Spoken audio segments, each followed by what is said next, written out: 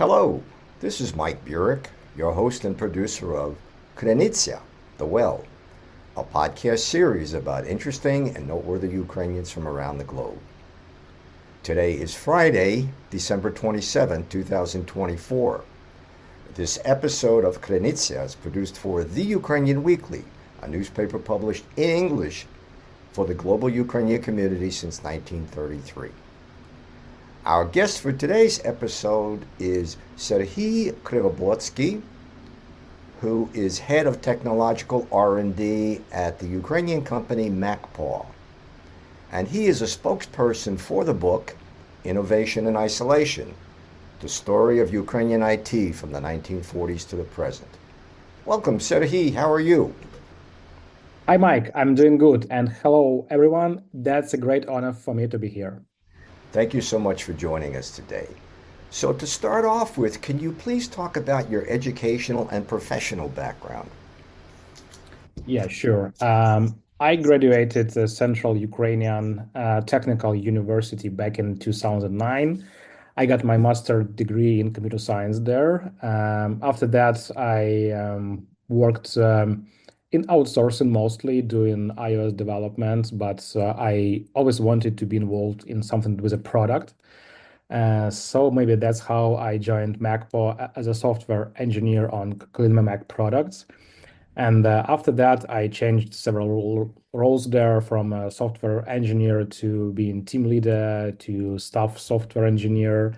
And 3 years ago, we were about to start a new direction at MacPaw, like R&D thing, and I accepted this challenge, to lead a completely new direction at MacPaw.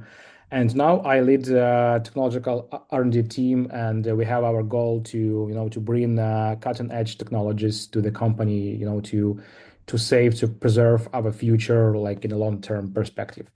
So yeah, that's pretty much how I ended up to be where I am now.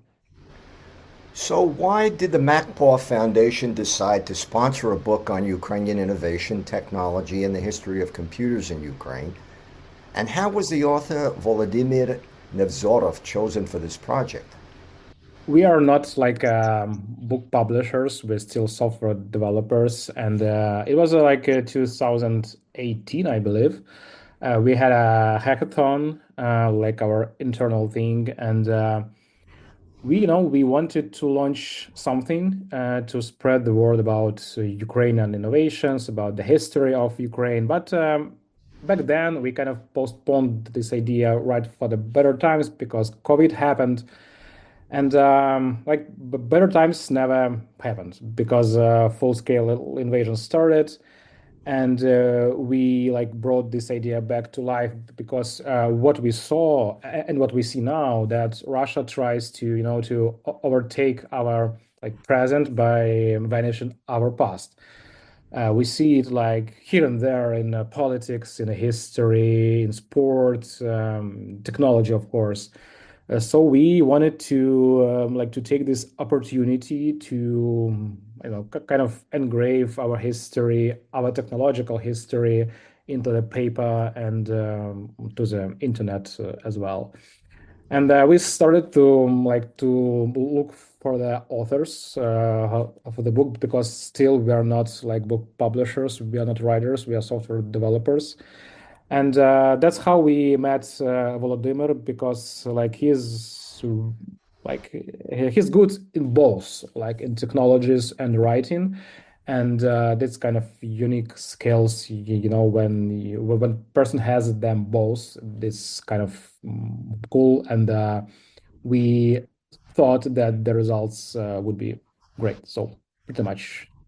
How was the book structured, and why is it divided into two unequal parts? Yeah, the book actually is structured into like two main parts. First one is about the history of Ukrainian technologies, like from 1940s to 90s. It's like shows the whole story of how the this word cybernetics established in Soviet Union, and it shows a great contribution of Ukrainian scientists into this thing. because when a lot of people hear something about the USSR, they may think that it is Russia. Like Russia inherited everything that people had back in USSR, but it is not true. Because a lot of inventions has been like done by Ukrainian scientists. So this is very important part, as I told you before, that we wanted to set it, to engrave it into the paper. So we like tried our best, like not to, not to miss any detail. And the second part of the book, it shows our present. It shows the like Ukrainian companies that are involved into technologies now. And you know what? I see the huge parallel of what the people had back then and what we have now, because we are in a state of the war. And there is a thing that innovations happen in a constraint, and the people back then had a constraint of isolation because they didn't have access to, to all the resources like open science, to some papers, to technologies from West. And what we have now, we have a like a disastrous, huge constraint of the war, because we have to be innovative. We have to be innovative just to survive, and that's why Ukraine now became one of the leaders in milk tech, biotech, government tech, and like you name it. So we wanted to, to highlight both parts, the history and the present. So that's why we decided to divide the book into two parts. Serhii, can you share some of the highlights of the book with our audience?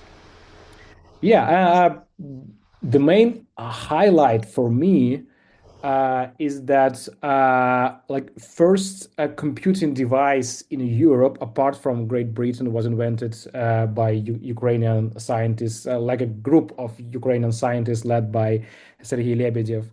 And I realized that back in that days, from 40s to maybe late 60s, Kiev assumed as a, if you want, like a Silicon Valley now, because USSR itself was like a huge prison for people, and everything that the scientists like worked on, like it was like a military stream, and in Kiev, it was a bit.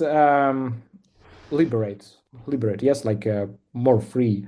So if as a scientist you wanted to work on something that you feel has a good cause, you should move somewhere from Moscow to, and the Kiev was actually the best place from all the USSR to work on something innovative.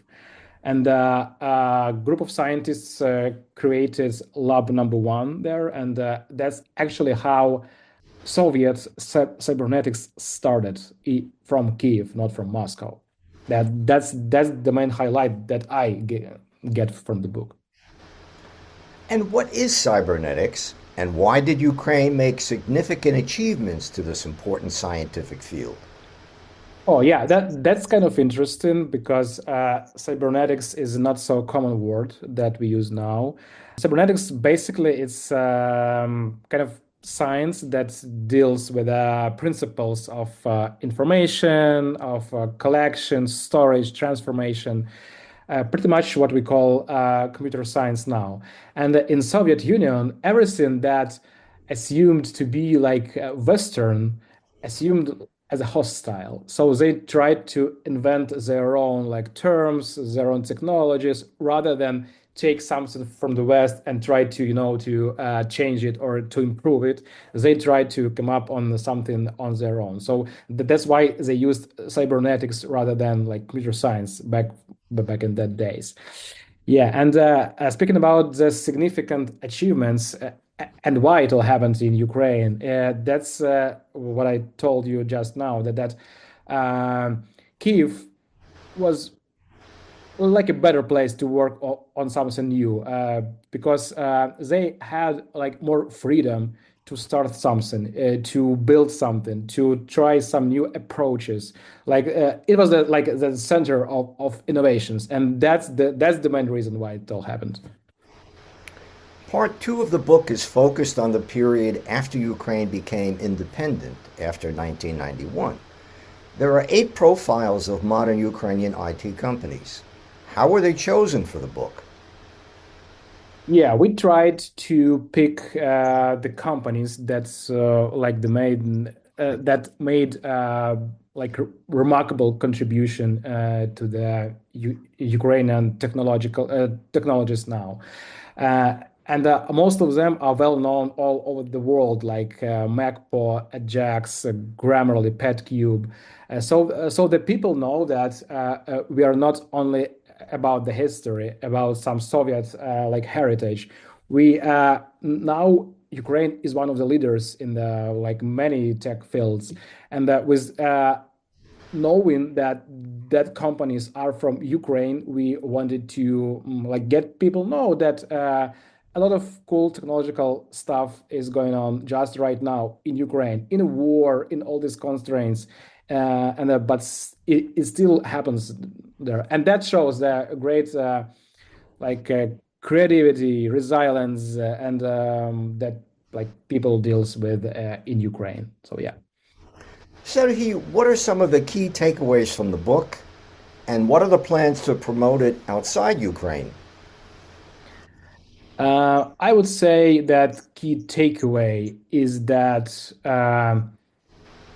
someone should has done it, because of this like Soviet heritage, many people still think that Russia like had it done, and that's not right. And finally, there is like source that you like could go to and to take some information from it. And we did like tremendous job of contacting to people to like get to some storages to look for the like books to we did tremendous job on to make some photos of old computers in Kyiv Polytechnic Institute, and we tried to to get to the roots to get all this information.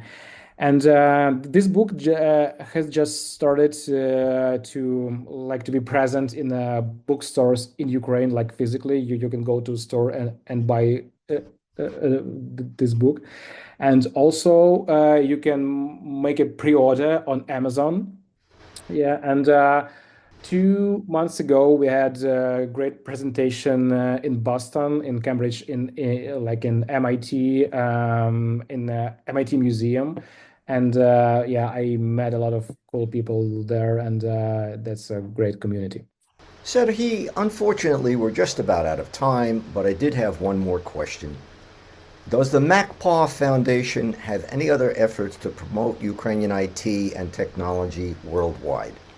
Yeah, of course. Matpov Foundation itself, like, has been founded to, to support Ukraine, like on charity projects and like to make our lives better. But with a full-scale invasion, we like switched to support our people to like to survive this like crazy times. And you may have heard of it that our office has been attacked so like a week ago, and we're still like dealing with the rubbles there, and that's like our effort to support Ukrainian people. Yeah, literally to survive. We try to buy medical stuff, medical equipment. So we like provide our army. So we are helping them so they could help us. And one more, I want to mention that all the proceedings from the book go directly to MacPaw Foundation to support Ukraine. Sergey, thank you so much for joining us today on Krynytsia. Thank you, Mike, and that was a great pleasure for me to be here with you. I have been speaking with Serhiy Krivoblotsky, head of technological R&D at the Ukrainian company MacPaw. and he is a spokesperson for the book Innovation in Isolation, the story of Ukrainian IT from the 1940s to the present, which was published recently by the MacPaw Foundation. This episode of Krynytsia is produced for The Ukrainian Weekly, a newspaper published in English for the global Ukrainian community since 1933. I'm Mike Burek, the producer and host of Krynytsia. Until next time, that's all for now.